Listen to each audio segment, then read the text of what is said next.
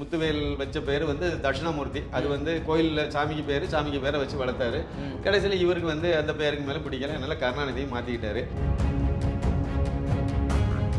தமிழ் மேலே கொண்ட பற்றெல்லாம் கிடையாது. ஏன்னா கருணாநிதியே தமிழ் கிடையாது. கருணாநிதிங்கிற பேரே சமஸ்கிருதம் தான், அதுவே தமிழ் கிடையாது. கருணாநிதி ஒரு கிரிமினல் வேலையை பார்த்தார். கருணாநிதிக்கு மிகப்பெரிய ஒரு எதிரியா இருந்தது யாருன்னா எஸ்.எஸ். ராஜேந்திரன். அவர் வந்து முக்குலத்தோர் சமுதாயத்தை சேர்ந்தவர். அப்போ அவரும் எம்ஜிஆர் ரொம்ப க்ளோஸ். உடனே அந்த அடுத்த கட்டமாக எம்ஜிஆர்கிட்ட சொல்லி நீ எப்படியாவது ராஜேந்திரனை சரி பண்ணு. இப்போ நீங்கள் என்ன விஷயம்னு கேட்கும்போது அது நீங்கள் வந்து பழைய பகையெல்லாம் மறந்து கருணாநிதியை ஆதரிங்க, முதலமைச்சராக அவரை நீங்கள் ஆதரிங்கன்னு சொன்னோடனே நீங்கள் அவர் யாருன்னு தெரியாமல் பேசுகிறீங்க, எந்த முடிவு எடுத்துருக்கீங்கன்னு அன்றைக்கி எஸ்.எஸ்.ஆர் சொல்லியிருக்காரு. அவருடைய சுயரூபம் உங்களுக்கு தெரியாது, அது அவரை பற்றி எனக்கு தெரியும். முன்னாடி இப்போ ஒரு சம்பவம் வரைக்கும் நடந்திருக்கு, அதனால அவர் சொன்னார் அவரை பற்றி எனக்கு நல்லா தெரியும், நீங்கள் வந்து தப்பான ஒரு முடிவு எடுக்கிறீங்க, பின்னாடி நீங்களே வருத்தப்படுவீங்க அப்படி சொல்லி எச்சரிச்சிருக்காரு. நீங்களே வருத்தப்படுவீங்க, உங்களுக்கே இது எதிராக போய் நிற்கும். எம்ஜிஆரை வந்து காலி பண்ணணும். எம்ஜிஆரை பேச சொல்லி அவர் ஒரு 4 வார்த்தை பேசுவார். அதோட மக்களுக்கு சந்தோஷம், வந்தவனுக்கு சந்தோஷம், கேட்டுட்டு உடனே போயிடுவான். உடனே கூட்டம் கலைஞ்சு போயிடும். இப்படி ஒரு நடைமுறை அப்ப இருந்தே ஆரம்பிச்சுட்டது. திமுகங்கிற கட்சியும் வந்து அன்னைக்கு போட்டது ஆட்டை, அன்னைக்கு போட்டது அந்த ஓங்கோல் குடும்பத்து கையில சிக்கினது தான்.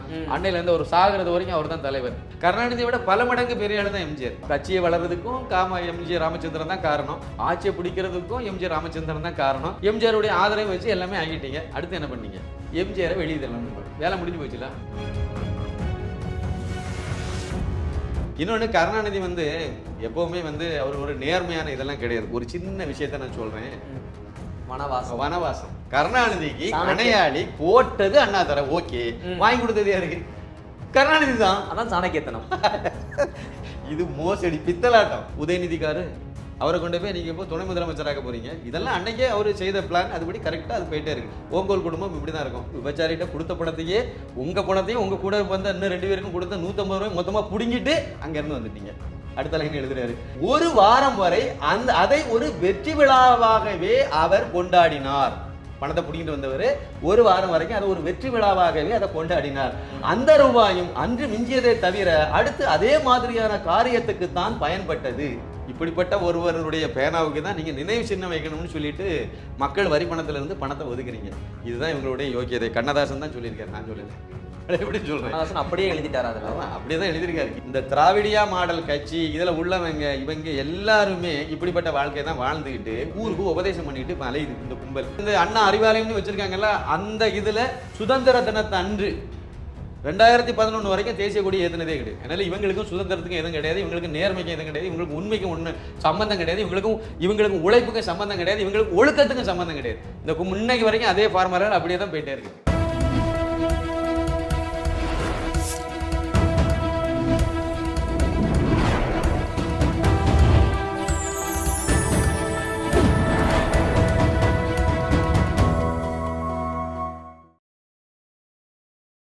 சேனல் 5 தமிழ் நேயர்களுக்கு வணக்கம். இன்றைய நேர்காணலில் நம்மோடு இணைந்திருப்பவர் மூத்த பத்திரிகையாளர் திரு சின்னப்பா கணேசன் அவர்கள். வாருங்கள், அவரோடு பேசுவோம். சார் வணக்கம். சார் வணக்கம். வணக்கம். சேனல் 5 நெஞ்சங்களுக்கு எனது பணிவான வணக்கம். சார், இன்றைய தமிழக அரசியலில் அதிமுகன்றது பெரிய கட்சி தான். அந்த அதிமுக தொண்டர்கள் சொல்லுவாங்க, எங்களுடைய கை ரெட்டலைக்கு ஓட்டு போட்ட கை, உதயசூரியனுக்கும் வேறு எந்த சின்னத்துக்கும் போகாது அப்படின்னு ஒரு மிகப்பெரிய தொண்டர் பலத்தை கொண்ட இந்த கட்சி. அந்த கட்சியை உருவாக்கியவர் எம்ஜி ராமச்சந்திரன் அவர்கள். அந்த எம்ஜி ராமச்சந்திரன் அவர்கள் திமுகவிலிருந்து பிரிந்து வந்தவர். எதற்காக வெளியேற்றப்பட்டார் திரு எம்ஜி ராமச்சந்திரன் அவர்கள்? அதாவது இது அவசியம் இன்றைய தலைமுறைக்கு கண்டிப்பாக தெரிஞ்சுக்க வேண்டிய ஒரு விஷயம். இப்போ நம்ம வந்து எல்லாம் ஒவ்வொரு சம்பவத்தை எடுக்கிறவங்க, கள்ளக்குறிச்சி கள்ளச்சாராய சாவு, அது அடுத்த சம்பவம் வந்து ஆம்ஸ்டாங் மரணம் அப்படின்னு வந்த படுகொலை, உடனே கள்ளக்குறிச்சியை மறந்தாச்சு.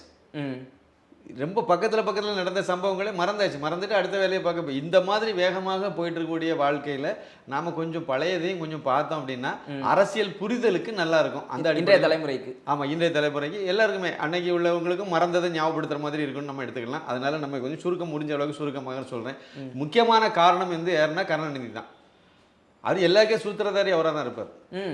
அதாவது கருணாநிதி எப்படி அப்படின்னா, ராபின்சன் பூங்காவில் வந்து அந்த திமுகங்கிற கட்சியை சென்னையில் முத ஆரம்பித்தாங்க. அதுக்கு ஒரு மீட்டிங் வச்சாங்க, ஒரு பொதுக்கூட்டம். அந்த பொதுக்கூட்டத்தில் மேடையில் வந்து ஒரு நாற்காலியை காலியாக வச்சுட்டாங்க.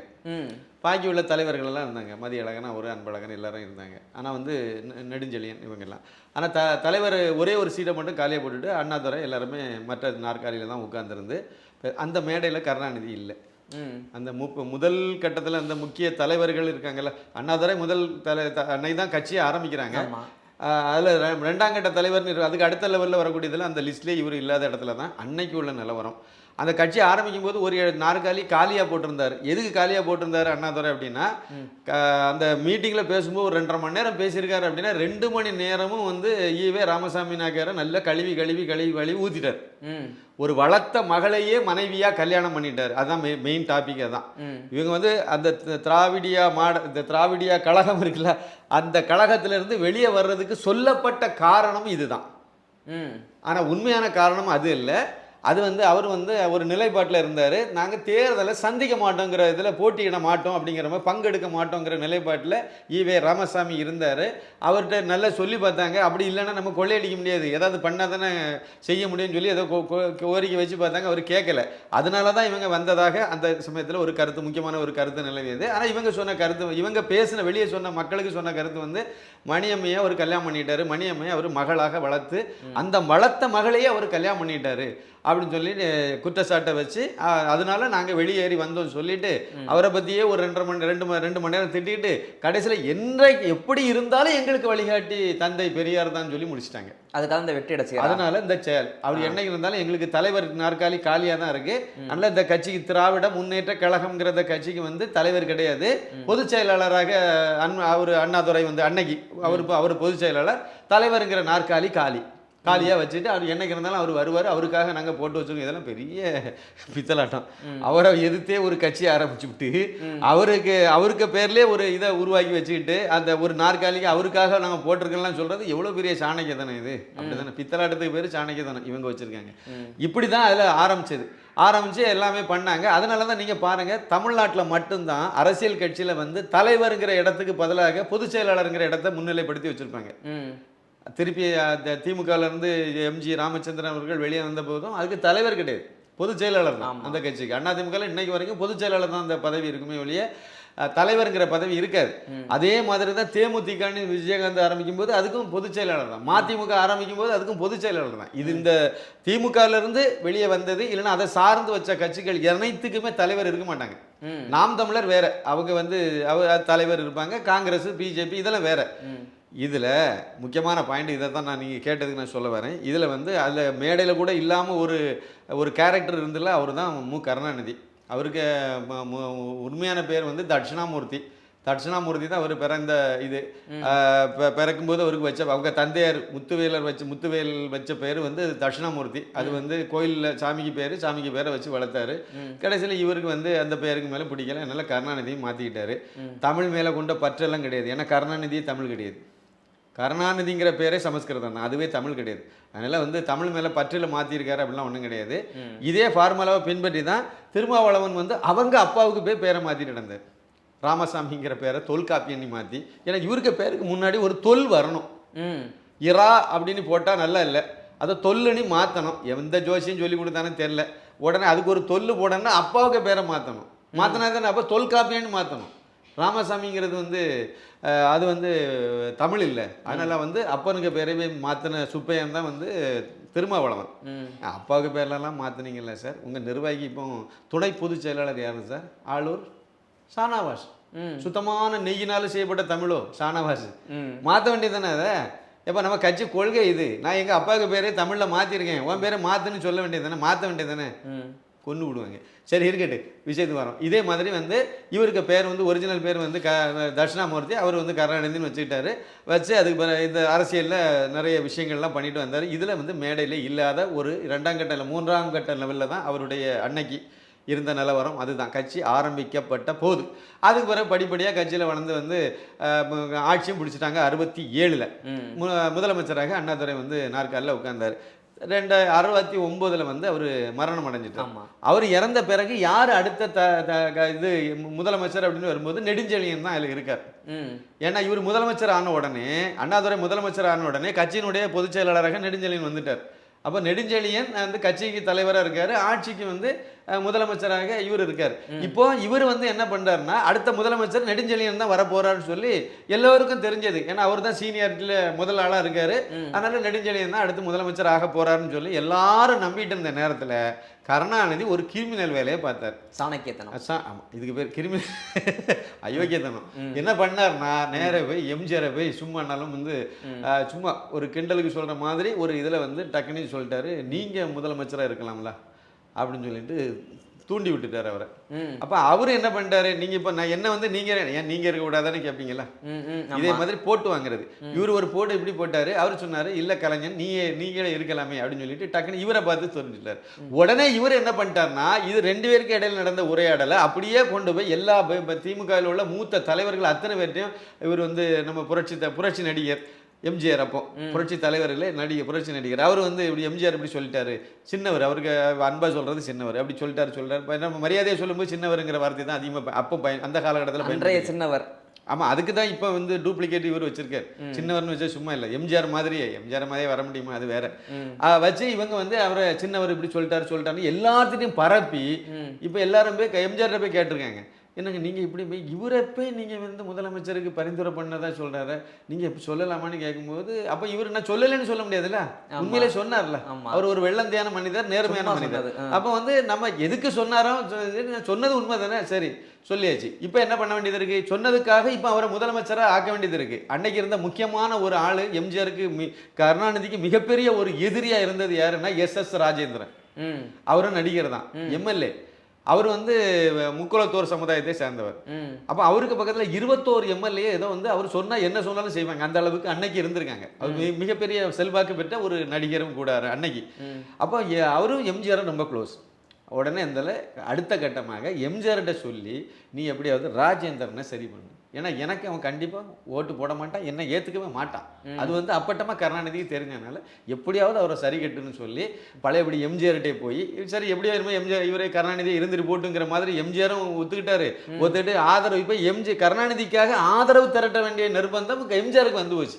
அப்போ இவர் ராஜேந்திரன்கிட்ட போய் அவர்கிட்ட வீட்டுக்கே போய் ஒரு நல்ல அழகான சம்பவம் சொல்லுவாங்க. நிறைய ராஜேந்திரன் வீடு யாருக்கு வீட்டுக்கு போனாலும் சாப்பிடுவாங்கல்ல, அப்போ அங்கே போய் இலையை போட்டு எல்லாம் சோறெல்லாம் வச்சு வீட்டுக்கு ரொம்ப நாளாக போகாமல் இருந்திருப்பாருன்னு நினைக்கிறேன். அந்த டைமில் திடீர்னு போன உடனே அவருக்கும் ஒரு சந்தோஷம், வீட்டுக்கு வந்த உடனே எம்ஜிஆருக்கு எல்லாம் போட்டு எல்லாம் பண்ணியாச்சு, சோறு எல்லாம் பரிமாறி வச்சாச்சு.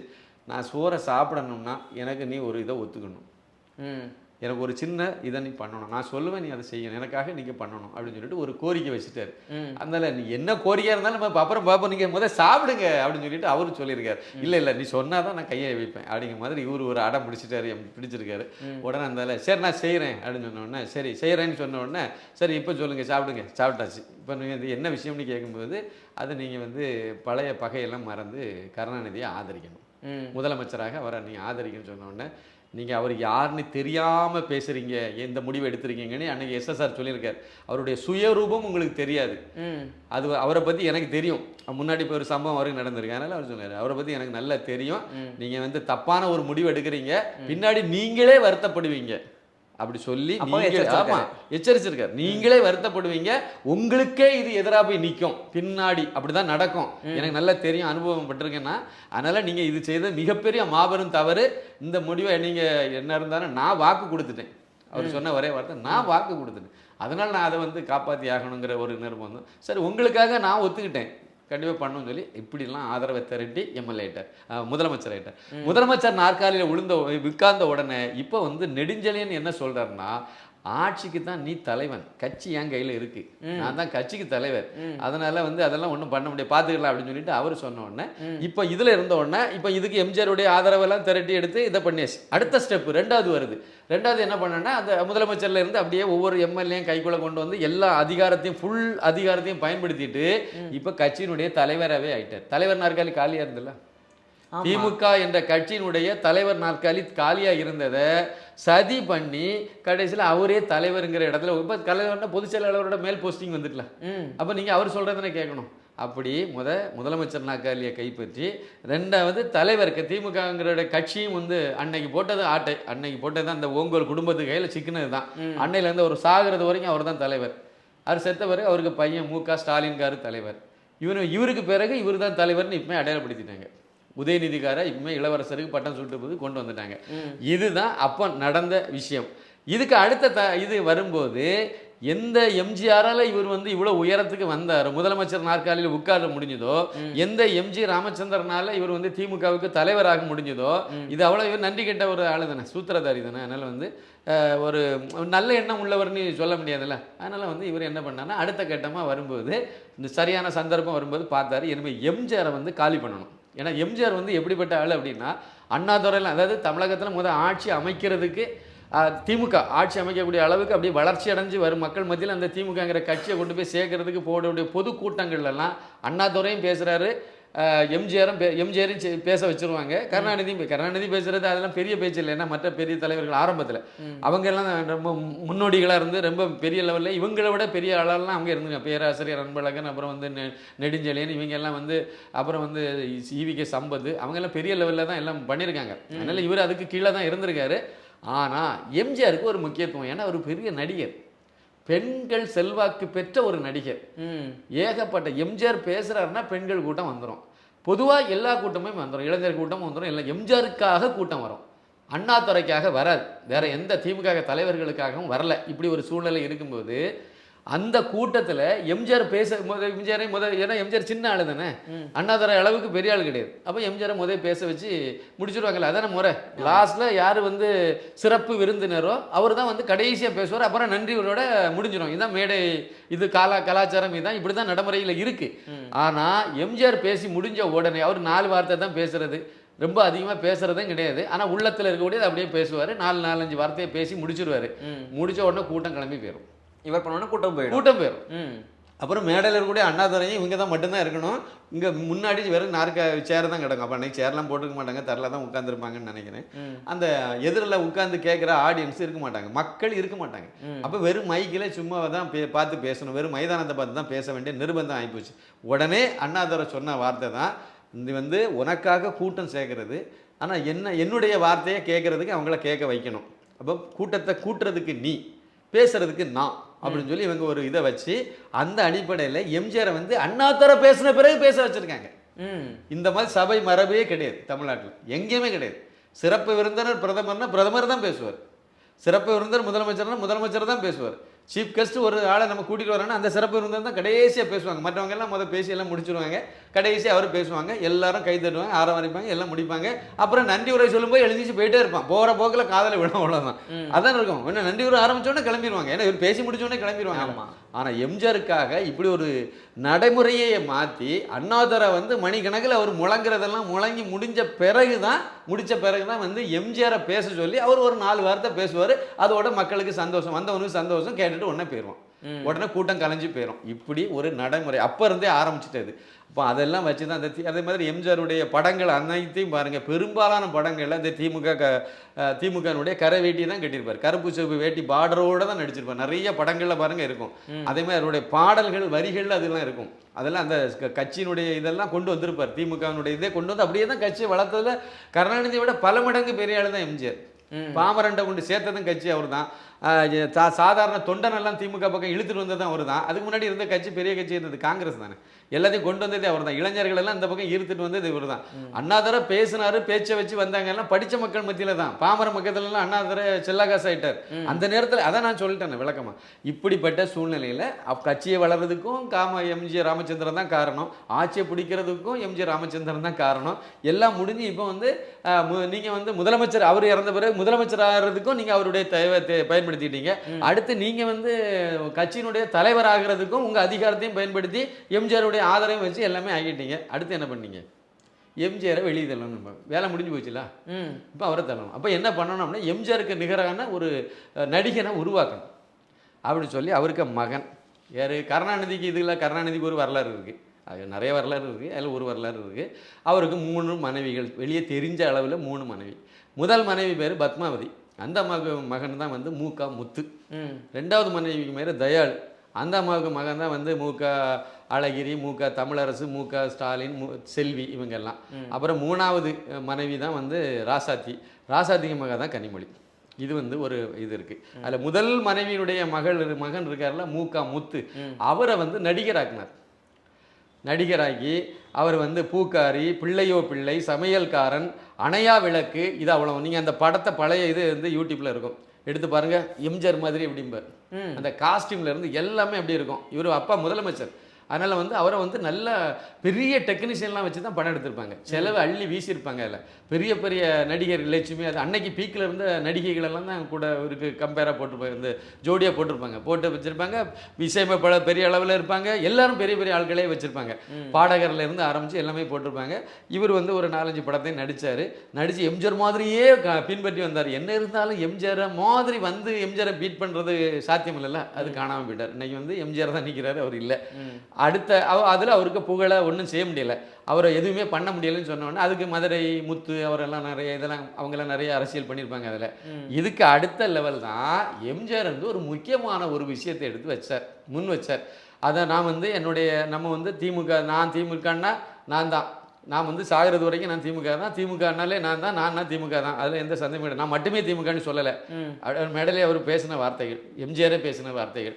எப்போ 1972 அக்டோபர் 8 சென்னையில் நடந்த ஒரு நிகழ்ச்சியில் வந்து அவர் பேசும்போது இதெல்லாம் சொல்லியிருப்பார். எம்ஜிஆரே பேசியிருப்பார். அதில் ஒரு முக்கியமான ஒரு விஷயத்தை அவர் சொல்லியிருப்பார். என்ன சொல்லியிருப்பார் அப்படின்னா, கணக்கு எம்ஜிஆர் கணக்கு கேட்டார், அதனால கட்சியை விட்டு நீக்கினார் இப்படின்னு சொல்லி ஒரு இது இன்னைக்கு வரைக்கும் சொல்லிட்டு இருக்காங்க. அது என்ன கணக்குன்னு தெரியுமா?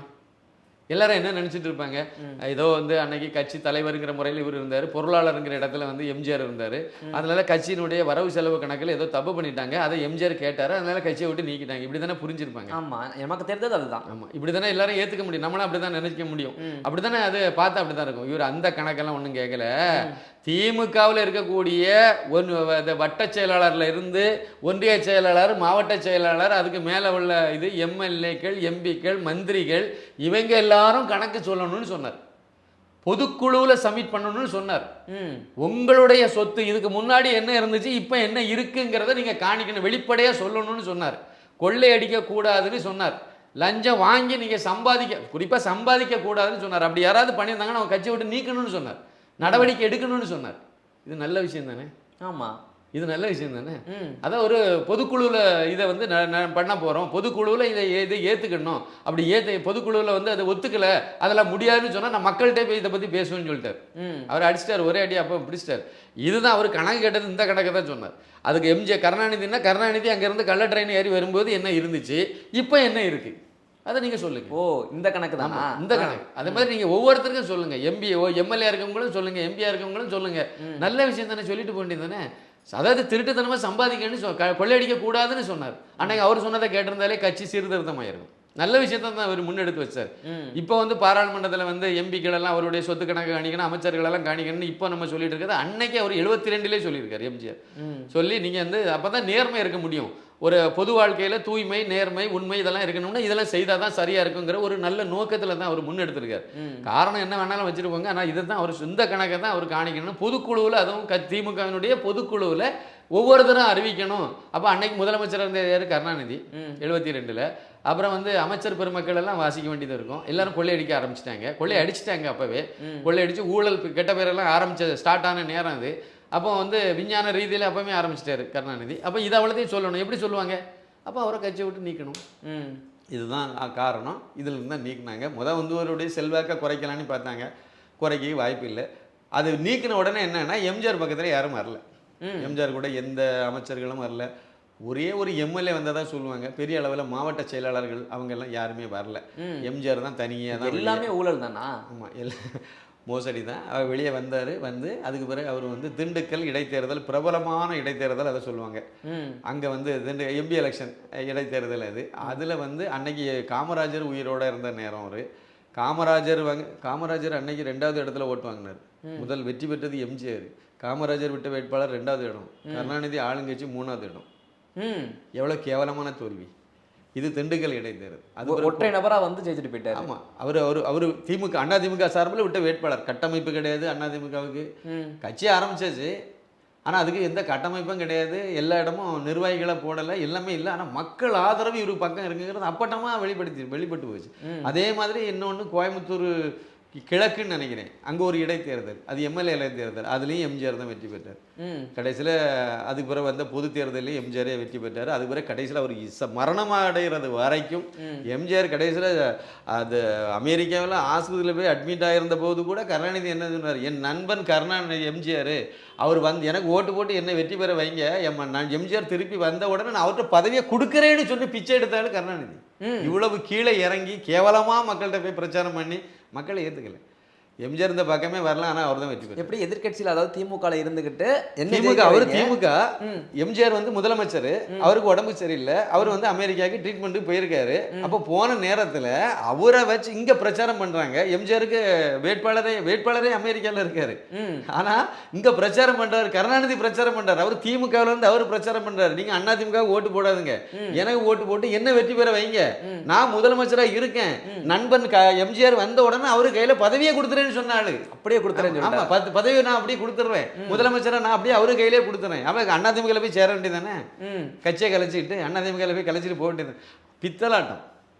இப்படி தான் இவருடைய கருணாநிதியுடைய இது ஆரம்பிச்சது. இது சாதாரண விஷயம் கிடையாது. இவர் வந்து ஒவ்வொரு இதில் எம்ஜிஆர் அண்ணே கணக்கு கேட்டதில் இன்னொன்றுன்னா, அவர் வந்து வெறுமனே எம்எல்ஏ எம்பிகள் மந்திரிகள் இவங்களை மட்டும் இல்லை, அவங்க உறவினர்களுடைய இதையும் சொத்து பட்டியலையும் வெளியிடணும்னு சொன்னார். உறவினர் அது முக்கியம் இல்லை, எல்லாரும் பினாமி பேரில் தான் வாங்கி வைப்பாங்க, பொண்டாட்டி பேர் மாமியார் பேர். இப்போ கூட பொன்முடி மாமியாருக்கு பேர்லாம் அரசாங்க இடத்தையே வாங்கி விட்டார்லாம், அந்த மாதிரி இறந்து போச்சுது. சைதாப்பேட்டையில் ஒரு ப்ராப்பர்ட்டியை வந்து அரசாங்க இடம், அதை வாங்கினது மாமியாருக்கு பேரில், மாமியார் இவர் பொண்டாட்டி எல்லாரும் சேர்த்து எல்லாம் மாட்டினாங்க. அது ஒரு கேஸ் இருக்கு. சொல்றேன், இந்த மாதிரி எல்லாம் சொந்த பந்தங்கள் பேர்லாம் வாங்கிக்கலாம், அதெல்லாம் சேர்த்து வரணும்னு சொல்லி தான் அவர் இது பண்ணார். இன்னொன்று, கருணாநிதி வந்து எப்பவுமே வந்து அவர் ஒரு நேர்மையான இதெல்லாம் கிடையாது. ஒரு சின்ன விஷயத்த நான் சொல்றேன், வனவாசம் கண்ணதாசனுடைய வனவாசம், கருணாநிதியினுடைய நெருங்கிய தோழர்கள் ஒரு ஆள் கண்ணதாசன், அவருடைய வனவாசத்திலிருந்து நான் உங்களுக்கு ஒரு இது சொல்றேன். கருணாநிதி வந்து அவர் வந்து ஒரு கணையாளி சாகிறது வரைக்கும் போட்டிருப்பார், ஒரு மோதிரத்தை போட்டிருப்பார். ஆமா, அதை அப்பப்போ பெருமையா பேசிட்டே இருப்பார். இது அண்ணா தந்த கணையாளி, அண்ணா வழங்கிய போட்ட கணையாளின்னு சொல்லி அண்ணாதுரைக்கு பேரையே அதை சொல்லிட்டு இருப்பார். அதை கண்ணதாசனும் எழுதி வச்சிருக்காரு. அதை கொஞ்சம் வாசிக்கிறேன், சின்ன டாபிக் தான். அண்ணா வழங்கிய கணையாளி தானே அது? ஆமாமா, அண்ணாதுரை தான் கருணாநிதிக்கு கணையாளி போட்டாரு. வாங்கி கொடுத்தது யாரு, அதான இப்ப கேள்வி. கணையாளிய கருணாநிதிக்கு போட்டு விட்டது அண்ணாதுரை, வாங்கி அண்ணாதுரைட்ட கொடுத்தது யாரு? அதை நான் சொல்றதை விட கண்ணதாசன் சொல்லியிருக்காருல, அதை வந்து நம்ம படிப்போம். அதாவது வனவாசம் இது வந்து வானதி பதிப்பகம், ஏன்னா நிறைய பப்ளிகேஷன்ல வருது. அதுல 47வது அத்தியாயம், சின்ன அத்தியாயம், அப்படி கொஞ்சம் வேகமா வாசித்து விட்டுறேன். சம்பவம் என்ன அப்படின்னா, சென்னை மாநகராட்சியை கைப்பற்றிச்சு திமுக வந்து வளரும் போது. 67 ஆட்சியை பிடிச்சாங்க, ஆனால் 59 சென்னை மாநகராட்சியை கைப்பற்றிட்டாங்க. இங்க அதிகமாக காங்கிரஸ் கிட்ட இருந்து அந்த மாநகராட்சி வெற்றி பெற்றுச்சு. அதுல வெற்றி பெறதுக்காக உழைத்ததுல முக்கியமான ஆளு கண்ணதாசன். அந்த தேர்தல் பணியாற்றி அவருக்கு பாட்டு எழுதி காசெல்லாம் கொண்டு போய் தேர்தலுக்கு செலவு பண்ணி இந்த வேலையெல்லாம் பார்த்தாரு கண்ணதாசன். அப்ப அவர் திமுக. அதனால இதெல்லாம் பண்ணிட்டு இருக்கும்போது அந்த தேர்தல் முடிஞ்ச உடனே மெரினா பீச்சில் ஒரு பெரிய கூட்டம், பாராட்டு விழா. தேர்தலில் வெற்றி பெற்ற கவுன்சிலர்கள் எல்லாம் மேடையில் உட்கார வச்சு அவங்களுக்கெல்லாம் பாராட்டு தெரிவித்து இந்த மாதிரி பண்ணினாங்க. பண்ணும்போது மேடையில் வந்து அண்ணாதுரை இருக்காரு, அவருக்கு பக்கத்தில் கருணாநிதி. இதுக்காக வேண்டி உழைச்சவர் கீழே நிற்கிறார் கண்ணதாசன். இன்னும் மற்ற ஆட்கள் எல்லாம் அதில் நாயா பேயா அலைஞ்சி உழைச்சவங்க எல்லாம் கீழே நிற்கிறாங்க. கருணாநிதிக்கும் அதில் பங்கு இல்லை, ஆனால் வந்து அவர் தான் எல்லாம் பண்ண மாதிரி அவரை பக்கத்தில் வச்சிருக்காங்க. மற்றபடி வெற்றி பெற்ற ஆட்கள்லாம் வச்சிருக்காங்க. இது அந்த சம்பவம். இப்போ கண்ணதாசன் எழுதினதை அப்படியே வாசிக்கிறேன். அத்தியாயம் 47, கணையாளியும் கசப்பும், இதுதான் தலைப்பு. கடற்கரையில் மாபெரும் பாராட்டு கூட்டம். வெற்றி பெற்ற கவுன்சிலர்கள் வரிசையாக அமர்ந்திருக்கிறார்கள். நடுவிலே அண்ணாதுரை, அவர் பக்கத்திலே கருணாநிதி. கவுன்சிலர்கள் அறிமுகப்படுத்தப்படுகிறார்கள். பலர் பாராட்டி பேசுகிறார்கள். தேர்தலில் கடுமையாக உழைத்த அவனுங்கிறது கண்ணதாசன். அவனும் மற்றவர்களும் அனாதைகள் போல் ஒரு மூலையில் அமர்ந்திருக்கிறார்கள்.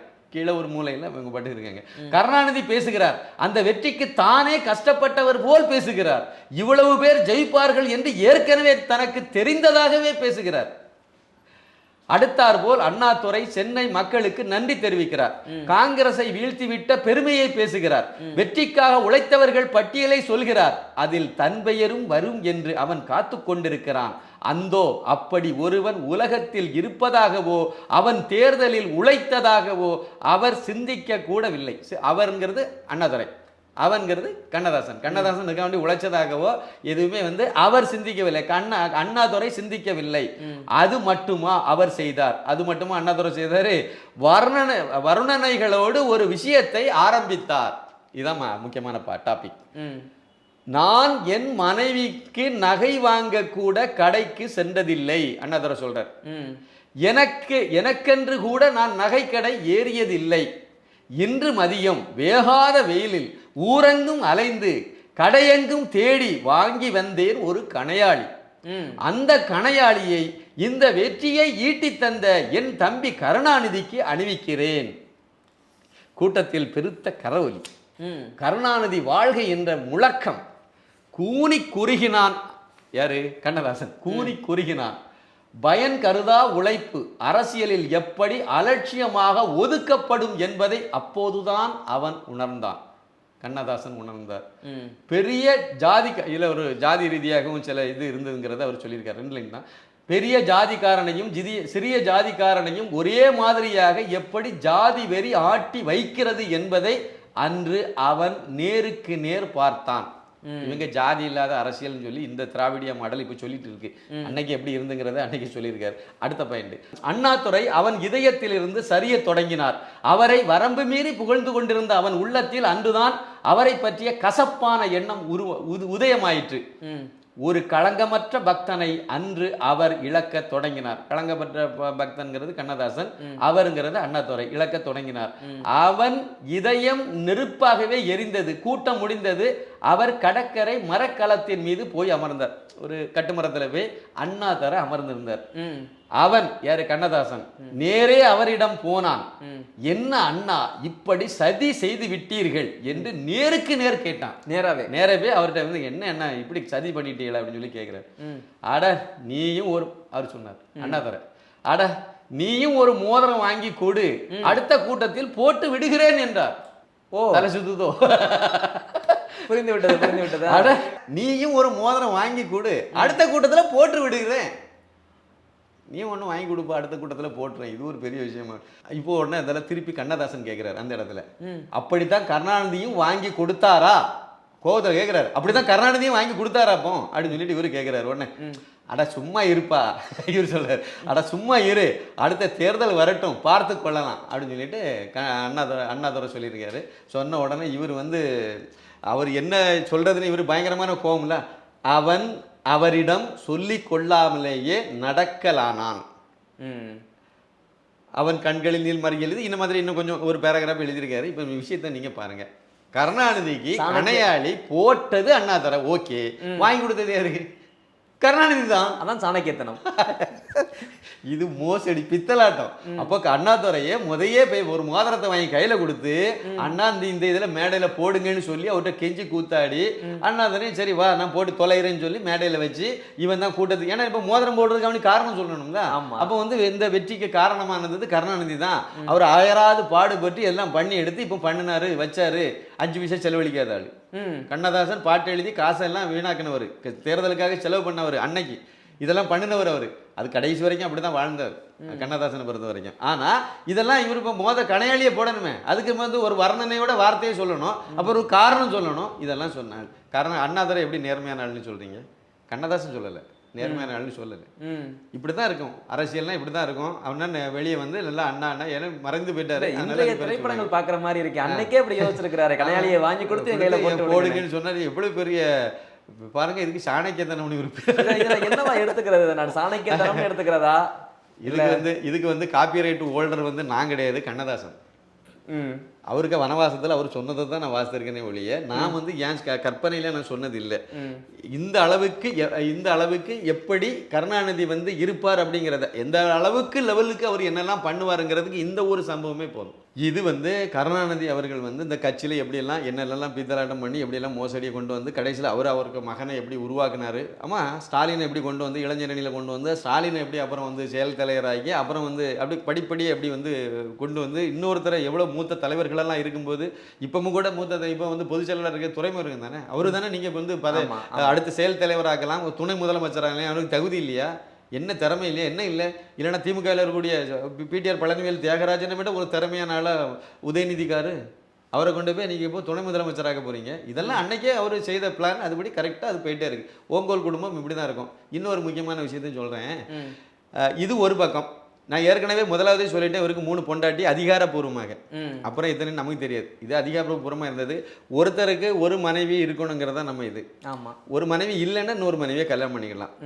அப்போ 3 பொண்டாட்டியை வச்சு ஒருத்தர் வாழ்ந்த ஒருத்தர் 3 பொண்டாட்டி, அதுவும் குறிப்பாக 2 பொண்டாட்டி விட முதல் மனைவி இறந்ததை விட்டுரும். 2வது மனைவி அதுக்கு பிறகு தயாளம்மாளும் ராசாத்தி 2 பேரும் அவர் மனைவி இருக்கும்போதே எப்படி முதலமைச்சரானார்? ஒரு வழிகாட்டி, ஒரு மாநிலத்தில் முதலமைச்சர், யாரும் கேட்கல, அதனால ஆனார். சட்டப்படி அன்னைக்கு யாராவது கேட்டிருந்தாங்கன்னா அது கொஸ்டினபிளாக இருக்கும், கேள்வி அது இந்த இடத்துல வந்திருக்கும். சரி, இப்படி 3 கல்யாணம் பண்ணி இதெல்லாம் வாழ்ந்திருக்காரு, மற்றபடி எல்லாம் ரொம்ப ஒழுக்கமாக வாழ்ந்தாரு அப்படின்னா அதுக்கும் கண்ணதாசன் தான் சொல்லியிருக்காரு. ஏன்னா கண்ணதாசன் வந்து எல்லாத்தையும் சொல்லிட்டு அவரும் ஒரு இதை சொல்லியிருப்பார். என்ன சொல்லியிருப்பாருன்னா, ஒரு மனிதன் எப்படியெல்லாம் வாழக்கூடாதோ அப்படியெல்லாம் வாழ்ந்தவன் நான். அதனால ஒரு மனிதன் இப்படித்தான் வாழணும்னு சொல்லி சொல்லக்கூடிய அறிவுரை சொல்லக்கூடிய அருகதை எனக்கு இருக்குன்னு சொல்லியிருப்பாரு கண்ணதாசன். நீ இப்படியெல்லாம் வாழாத, கெட்டு போயிடுவா, நீ இப்படி வாழு அப்படின்னு சொல்லுவார். ஏன்னா நான் அப்படியெல்லாம் வாழ்ந்து நாசமா போயிட்டேன், நீ நல்லா இப்படியெல்லாம் ஒழுக்கம் சம்பந்தப்பட்ட விஷயத்துக்கு குறிப்பாக அவர் சொல்லியிருப்பார். அவர் இதில் ஒரு உடச்சி ஒரு உண்மையை ஒரு இதை சொல்லியிருக்கார். என்ன அப்படின்னா, சைதாப்பேட்டையில் உள்ள ஒரு விபச்சாரிகிட்ட கண்ணதாசன், கருணாநிதி, அன்றைக்கு எம்எல்ஏ, திமுகவில் எம்எல்ஏ இருந்த ஒருத்தர், அவர் யாருன்னு எனக்கு தெரியாது, அப்படி குறிப்பிட்டிருக்கு, பேர் குறிப்பிடல, 3 பேருமே அங்கே போயிருக்காங்க. ஒரு நாட்டு வைத்தியர் ஒருத்தர் வந்து தன்னுடைய 3 மகள்களை வச்சு விபச்சாரம் பண்ணியிருக்காரு வறுமையினால. மூத்த மகளுக்கு கல்யாணம் ஆகி 2 குழந்தைகள் வேற, 2வது மகளும் 3வது மகளும் கல்யாணம் முடியாதவங்க. இவங்க 3 பேரும் அந்த அந்த ஒரு சின்ன வீட்டில் தடுப்பு வச்சு ஒரு அட்டை வச்சு ஏதாவது தடுத்து 3 ரூம் மாதிரி வச்சு அதில் தான் அந்த விபச்சாரம் இது நடந்திருக்கு. அவர் கண்ணதாசன் சொன்ன வார்த்தையை அப்படியே நான் சொல்கிறேன், சுருக்கமாக சொல்லிடுறேன். சென்னை ராயப்பேட்டையில் குறுகலான சந்து, ஒரு முட்டு சந்துன்னு வச்சுருங்க. அந்த சந்திலே தான் அந்த பெண்ணின் தகப்பனாரான நாட்டு வைத்தியர் தன் 3 பெண் மகளோடு குடியிருந்தார். மூத்த பெண்ணுக்கு 2 குழந்தைகள் உண்டு மற்றும் 2 கன்னியர். அவனும் கண்ணதாசனும் அந்த துள்ளு தமிழ் தோழனும், யாரு துள்ளு தமிழ் தோழன்? கருணாநிதி. இன்னும் ஒரு தற்கால எம்எல்ஏயும் இரவு 9 மணிக்கு அந்த வீட்டிற்குள் நுழைந்தார்கள். 9 மணி டைமை நோட் பண்ணிடுங்க. மூவருக்குமாக 150 தரப்பட்டது. 150 ரூபா கொடுத்துட்டாங்க. அவர் வாங்கிட்டு தானே, அவர் நாட்டு வைத்தியர் வாங்கிட்டு உள்ள விட்டாச்சு. இளைய பெண்ணொருத்தியை அந்த பிரமுகர் சேர்த்து கொண்டார். எந்த பிரமுகர்? தொள்ளு தமிழ் தோழன் கருணாநிதி சேர்த்து கொண்டார். அந்த சிறிய வீடு மறைவு தட்டிகளால் 3 பகுதிகளாக பிரிக்கப்பட்டிருந்தது. தட்டி வச்சு 3 ரூம் மாதிரி பிரிச்சிருக்காங்க. இரவு 11 மணி இருக்கும். ஒரு பகுதியில் இருந்து பரபரப்பான பேச்சு எழுந்தது. நேரம் ஆக ஆக அது வாக்குவாதமாக வளர்ந்தது. எது? 2 பேருக்கும் இடையில சத்தம் வந்துச்சு. கலா ரசிகர் வெளியே வந்தார். கலா ரசிகர்னா கருணாநிதியை மீன் பண்றார். கையில் இருந்த துண்டை தலையிலே கட்டி கொண்டார். நாட்டு வைத்தியரை தட்டி எழுப்பினார். உன் பெண் சரியாக நடந்து கொள்ளவில்லை, மரியாதையாக பணத்தை திருப்பி கொடு என்றார். போலீஸை கூப்பிடுவேன் என்று மிரட்டினார். கண்ணதாசன் எழுதுறார் அடுத்த லைன்ல, போலீஸ் வந்தால் தன் கதி என்ன என்பதை அந்த கலா ரசிகன் மறந்தே போனார். இறுதியில் 150 ரூபாயும் பெற்றுக்கொண்டுதான் ஆளை விட்டார். 3 பேரும் ரூபா கொடுத்துட்டீங்க, ஒரு ஆள் பிரச்சனை பண்ணீங்க, பாக்கி 2 பேரும் பிரச்சனையே பண்ணல. ஆனாலும் கூட உங்களுக்குள்ள நீங்களும் 9 மணிக்கு போயிட்டு 11 மணி வரைக்கும் அங்கே என்னத்தை பண்ணிட்டு இருந்தீங்க? உள்ள இப்போ எல்லா இதையும் முடிச்சு விபச்சாரிகிட்ட கொடுத்த பணத்தையே, உங்கள் பணத்தையும் உங்கள் கூட வந்த இன்னும் 2 பேருக்கும் கொடுத்த 150 ரூபாய் மொத்தமாக பிடுங்கிட்டு அங்கேருந்து வந்துட்டீங்க. அடுத்த லைன் எழுதுறாரு, ஒரு வாரம் வரை அதை ஒரு வெற்றி விழாவாகவே அவர் கொண்டாடினார். பணத்தை பிடிங்கிட்டு வந்தவர் ஒரு வாரம் வரைக்கும் அதை ஒரு வெற்றி விழாவாகவே அதை கொண்டாடினார். அந்த ரூபாயும் அன்று மிஞ்சியதை தவிர அடுத்து அதே மாதிரியான காரியத்துக்குத்தான் பயன்பட்டது. கிழிஞ்சுது. இவ்வளவுதான். இதெல்லாம் இப்படிப்பட்ட ஒருவருடைய பேனாவுக்கு தான் நீங்கள் நினைவு சின்னம் வைக்கணும்னு சொல்லிட்டு மக்கள் வரி பணத்திலிருந்து பணத்தை ஒதுக்குறீங்க. இதுதான் இவங்களுடைய யோக்கியதை. கண்ணதாசன் தான் சொல்லியிருக்காரு, நான் சொல்லலை. எப்படி சொல்றேன், கண்ணதாசன் அப்படியே எழுதிட்டார். அதில் அப்படியே தான் எழுதியிருக்காரு. இன்னொரு தகவலும் இருக்கு. இந்த புத்தகம் வந்து நான் வாங்கினது வந்து 31வது பதிப்பு, 2006 பதிப்பிக்கப்பட்ட புத்தகம் இது. ஆனால் இதனுடைய முதல் பதிப்பு இருக்குல்ல, அந்த முதல் பதிப்பு, அதுக்கு முன்னாடி அவர் நடத்தின அந்த தெண்டல்ங்கிற பத்திரிகையில் இன்னொரு இடி முழக்கம்னு நினைக்கிறேன், அந்த பத்திரிகைகள் எல்லாம் தொடர்ந்து எழுதினாரு கண்ணதாசன், எழுதியிருக்காரு. அதுக்கு பிறகு அது புத்தகமாக வெளியே வந்திருக்கு. அந்த புத்தகமாக முதல் பதிப்பில் வந்துச்சுல, அந்த புத்தகத்தில் இருந்ததை அதுக்கு பின்னாடி வந்த பதிப்புகள்லாம் எடிட் பண்ணியிருக்கார், கண்ணதாசனே எடிட் பண்ணியிருக்கார். இது ஏன்னா அது கெஞ்சு கூத்தாடி இருப்பாங்க, எதுக்கு இவ்வளோ தூரம் அசிங்கப்படுத்திட்டு என்ன வேண்டாம் கொஞ்சம் விட்டு தள்ளுன்னு சொல்லிட்டு அதுக்கப்புறம் பாதியை விட்டுட்டு மிச்சம் மீதி இருக்கிறது தான் இந்த புக்கில் இருக்குது. ஒரிஜினலாக அவர் எழுதின புது இந்த புத்தகத்தில் இல்லை. அதில் ஒரு கால்வாசி அரைவாசி தான் இருக்கும்னு நான் நினைக்கிறேன். அந்த ஒரிஜினல் புத்தகம் கிடைச்சுன்னா அதை எடுத்துகிட்டு வரேன். இல்லை இன்னும் எவ்வளோ கதைகள் இந்த புத்தகத்தில் இருக்கிறதுமே அடுத்த எடிஷனில் இல்லாமல் இருக்குல்ல. இப்போ இல்ல இது இருக்கும், இதுக்கப்புறம் இது பெரும்பாலும் இருக்கு. ஏன்னா 2006 தானே, 31வது எடிஷனுக்கு வந்துட்டு அது பிறகு அதை எடிட் பண்ணல, கண்ணதாசனும் இல்ல, அதை edit கடைசி. பண்ணல. ஆமா இல்ல இதுக்கு பிறகு எடிஷன் வந்திருக்கும். ஏன்னா 2006 2024 இருக்கும். ஆமா. அதனால இதுக்கு பிறகு பல எடிஷன் 31க்கு மேல இப்போ எடிஷன் போட்டிருப்பாங்க. இன்னொரு பப்ளிகேஷன் நிறைய இதுல எல்லாம் வந்துட்டு இருக்கு. ஆரம்பத்துல முதல் பிரிண்ட்ல வந்துச்சுல, முதல் எடிஷன், அந்த முதல் பதிப்புல உள்ள விஷயங்கள் வந்து பின்னாடி வந்த எடிஷன்ல அதை எடிட் பண்ணிட்டாரு கண்ணதாசனை. நான் ஒரு இடத்துல அதை படிச்சிருக்கேன். அவரே வந்து இந்த மாதிரி நிறைய கோரிக்கைகள்லாம் வந்ததுனால அதை மறைமுகமாக சொல்லியிருப்பாரு. அதை அதனால சரி ஒளிஞ்சு போட்டுன்னு சொல்லிட்டு நான் சில விஷயங்கள் எல்லாம் தவிர்த்து அதை எடிட் பண்ணி தான் அப்புறம் வந்து போட்டேன் அப்படிங்கிற மாதிரி அவரே எழுதிட்டு இருந்தார். அதனால நான் என்ன சொல்றேன்னா, அந்த முதல் பிரிண்ட் கிடைச்சுன்னு வச்சிருங்க, இல்லைன்னா அந்த தென்றல்ல தொடரா வந்தது கிடைச்சுன்னு வச்சிருங்க. அதுல இன்னும் நிறைய கதைகள் இருக்கும். இவர் மட்டும் இல்ல, அண்ணாதுரையுடைய சம்பவமும் இதுல இருக்கு, இதுலயே இருக்கு. அண்ணாதுரையுடைய சம்பவமும் இதுல இருக்கு, இதுலயே இருக்கு. ஆனா தொட்டிருக்காரு அவ்வளவுதான். ஆனா அதுல ரொம்ப ஆழமாவே இருக்குங்கிறது என்னுடைய இது. இவ்வளவுதான் சார். இந்த திராவிடியா மாடல் கட்சி இதில் உள்ளவங்க இவங்க எல்லாருமே இப்படிப்பட்ட வாழ்க்கையை தான் வாழ்ந்துக்கிட்டு ஊருக்கு உபதேசம் பண்ணிக்கிட்டு இப்போ அலையுது இந்த கும்பல். அதை விட கொடுமை என்னன்னா, இதில் யாருமே இவங்க எல்லாமே சுதந்திர போராட்ட காலகட்டத்தில் உள்ளவங்க. அண்ணாதுரை வந்து 1908 பிறந்தார், 9 பிறந்தவர். கருணாநிதி வந்து 1924 பிறந்தவர். சுதந்திரம் 1945 சுதந்திரம் வந்து 1947 அடைந்தது. அப்ப இதுக்கு இடையில சுதந்திரம் அடையும் போது, சுதந்திரத்தை நெருங்கி வரும்போதெல்லாம் இவங்க ரொம்ப துள்ளு தமிழ், இதெல்லாம் மிகப்பெரிய இளைஞர்கள் இவங்கெல்லாம். ஈவே ராமசாமி நாயகர் வந்து 1872 பிறந்தவர். இவங்க எல்லாம் ரொம்ப இளமை காலத்துல இருந்தவங்க. நான் ஏன் இவங்களை மட்டும் குறிப்பிடுறேன்னா, இவங்க தான் பொது வாழ்க்கையில இருந்தாங்க. அன்னைக்கே பொது வாழ்க்கை, திமுக அந்த மாதிரி நீதி கட்சி, திமுக இதெல்லாம் ஆரம்பிச்சு, திராவிட கழகம்லாம் ஆரம்பிச்சு அதுல இருந்தவங்க இவங்க எல்லாம். அதனால நான் இவங்களை சொல்றேன், பொது வாழ்க்கையில இருந்தவங்க, மேடைக்கு மேல முழங்கினவங்க இவங்க எல்லாம். சுதந்திரம் அடையும் போது என்ன பண்ணிட்டு இருந்தாங்க? சுதந்திரத்துக்காக என்ன பண்ணிட்டு இருந்தாங்க? கருணாநிதி என்ன பண்ணார் சொல்லுங்க. அண்ணாதுரை என்ன பண்ணிட்டு இருந்தார் சொல்லுங்க. சுதந்திரம் வேண்டான்னு சொன்னாங்க. அன்னைக்கு ஈவேரா வேண்டான்னு சொன்னார், அவங்க கூட இவங்களும் இருந்தாங்க, தீர்மானம் போட்டாங்க. தீக மாநாட்டில் தீர்மானம் போட்டு இங்கேருந்து லண்டன் ராணிக்கு அனுப்பி வச்சாங்க. கடைசியாக சுதந்திரம் 1947 சுதந்திரம் இனிமேல் கொடுத்து தான் ஆகணுங்கிற நிர்பந்தம் வரும்போது, நீங்கள் வந்து சென்னை மதராஸ் ராஜதானி மட்டும்போது லண்டன்லேருந்து ஆட்சி பண்ணுங்கன்னு சொன்ன ஆட்கள். சுதந்திரம் கேட்கிறார் காந்தியாருக்கு பைத்தியம் பிடித்து விட்டது. சுதந்திரம் கொடுத்தா ஒரு குண்டூசி கூட நம்மளால தயாரிக்க முடியாதுன்னு சொன்னவர் தான் ஈவே ராமசாமி நாயக்கர். அதனால சுதந்திரம் வேண்டாம்னு சொன்னார். இப்படிப்பட்ட ஆட்கள். சுதந்திரம்னா அப்போ அது என்னங்கிறது கூட புரியல. இன்னைக்கு வந்து அதாவது அதை விட கொடுமை என்ன தெரியுமா? 1947 சுதந்திரம் வழங்கப்பட்டு நம்மலாம் எல்லாரும் சுதந்திரத்தை தேசிய கொடி ஏற்றி கொண்டாடிட்டு இருந்த நேரத்தில் கருப்பு தினமாக அன்னைக்கு கடைபிடிச்ச ஆளு தான் இவங்கெல்லாம். தீக்கால இருந்த எல்லாருமே கருப்பு தினமாக கடைபிடிச்சவங்க. அன்னைக்கு மட்டும் இல்ல, ஈவே ராமசாமி இறக்கிறது வரைக்கும் சுதந்திர தினத்தை கருப்பு தினமாக தான் கடைபிடிச்சார். 2011 வரைக்கும் திராவிட முன்னேற்ற கழகம்ங்கிற ஒரு கட்சி இருக்குல்ல, அந்த கட்சியினுடைய தலைமை அலுவலகம் சென்னையில் இருக்குல்ல, அதாவது வந்து அண்ணா அறிவாலயம்னு வச்சிருக்காங்கல்ல, அந்த இதுல சுதந்திர தினத்தை அன்று 2011 வரைக்கும் தேசிய கொடி ஏத்துனதே கிடையாது. அதுக்கு பிறகு கொடி ஏற்றுவாங்க. எப்படி ஏற்றுவாங்கன்னா, கொடியை சும்மா ஏன்னா பெரிய சர்ச்சை பெரிய பிரச்சனையெல்லாம் வந்த பிறகு கொடி ஏற்றுவாங்க. ஒரு சம்பிரதாயத்துக்கு சுதந்திர தினத்தை அன்னைக்கு கொடி ஏற்றுவாங்க. RS பாரதி கொடி ஏற்றிட்டு அந்த பேரை வருது. கடைசியாக ஒரு தடவை தான் அநேகமாக அது 2019 இருக்கும், 19 20 இருக்கும். 20 மட்டும்தான் வந்து MK ஸ்டாலின் கருணாநிதி கொடி ஏற்றினதே கிடையாது. கருணாநிதி அவர்கள் வந்து திமுக அலுவலகங்களில் தேசிய கொடியை கடைசி வரைக்கும் ஏற்றினதே கிடையாது. அந்த தலைமை அலுவலகத்தில் கூட ஏற்றினது கிடையாது. MK ஸ்டாலின் ஒரே ஒரு தடவை ஏற்றிருக்கார், 20 ஏற்றிருக்கார், 20 நினைக்கிறேன். அதில் வந்து சுதந்திர தினத்தை அன்னைக்கு இனிமே அடுத்து முதலமைச்சர் ஆக போகிறோங்கிற ஒரு நம்பிக்கையெல்லாம் அவர் கிடைச்ச பிறகு இனிமேல் நம்ம ஏற்ற மாதிரி தான் தப்பாயிரும் சொல்லிட்டு கொடியை ஏற்றிட்டு ஒரு சல்யூட் கூட அடிக்காமல் கிளம்பி போயிட்டார். கொடி ஏற்றின அவ்வளோதான் அப்படிங்கிற மாதிரி போயிட்டார். அவ்வளோதான். இவங்கெல்லாம் கோட்டையில் கொடி ஏற்றுவேன்னு பெருமை பேசுவாங்க. நாங்கள் வந்து இன்னும் நிறைய இதெல்லாம் வாங்கி தந்தெல்லாம் சொல்லுவாங்க. சுதந்திரம் வேண்டாம் என்று சொன்ன கும்பல் இது. சுதந்திரம் வேண்டாம் இன்னைக்கு கடைசி வரைக்கும், இன்னைக்கு வரைக்கும் வெள்ளைக்காரன் தான் வால் பிடிச்சிட்டு அழிவாங்க. வெள்ளைக்காரன் கலெக்டர் ஆசை சுட்டு கொன்னது வாஞ்சிநாத ஐயர். ஆமாம். ஆனால் அந்த வாஞ்சிநாதனுக்கு வந்து எங்கேயுமே அங்கே ஒரு சிலை வச்சிருக்காங்க. அது வந்து எம்ஜிஆர் பீரியடில் வச்சது. எம்ஜிஆர் வச்சுட்டார். வாஞ்சிநாதனுக்கு வந்து செங்கோட்டையில் ஒரு சிலை வச்சிருக்கார். அந்த சிலைக்கு இது வரைக்கும் திமுகவில் இருந்து எந்த அமைச்சர்களும் மாலை போட்டதே கிடையாது. முதலமைச்சரும் போட்டது கிடையாது. கனிமொழியே போட்டது கிடையாது. அது இவ்வளவுக்கு வாஞ்சிநாதனுக்கு போட்டோ வச்சு ஒரு பூ கூட போட்டது கிடையாது அவருடைய நினைவு நாள், பிறந்த நாட்களுக்கு. ஆனா அந்த ஆஸ் கலெக்டர் இருக்காமல, அவனுக்கு தூத்துக்குடியில ஒரு நினைவு மண்டபம் இருக்கு. அந்த நினைவு மண்டபம் புல் மண்டி புதர் மண்டி கிடந்தது.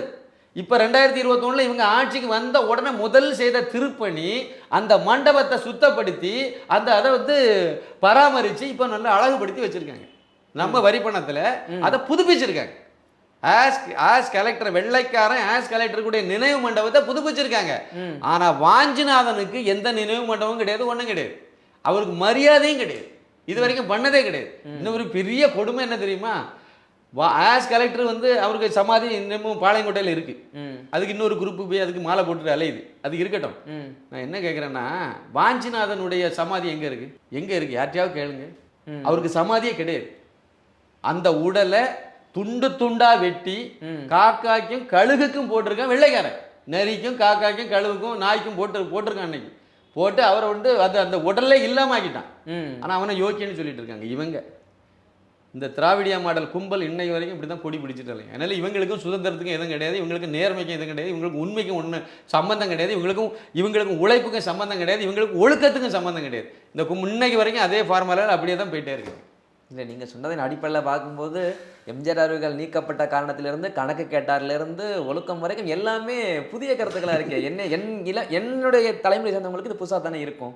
அப்படின்னா மற்றவங்களுக்கு எப்படி இது புரிதல் எப்படி இருக்கும்? இதில் இதுவரைக்கும் கணக்கு கேட்டார்னு சொன்ன உடனே எல்லாரும் என்ன நினச்சிட்டே இருப்பாங்க, நம்ம முதல் சொன்ன மாதிரி அது வந்து கட்சியில் ஏதோ தப்பு பண்ணிட்டாரு, அதனால ஒரு கணக்கு கட்சியில் வந்து தப்பு பண்ணால் காரணம் இது பொருளாளர் தான் பொறுப்பு.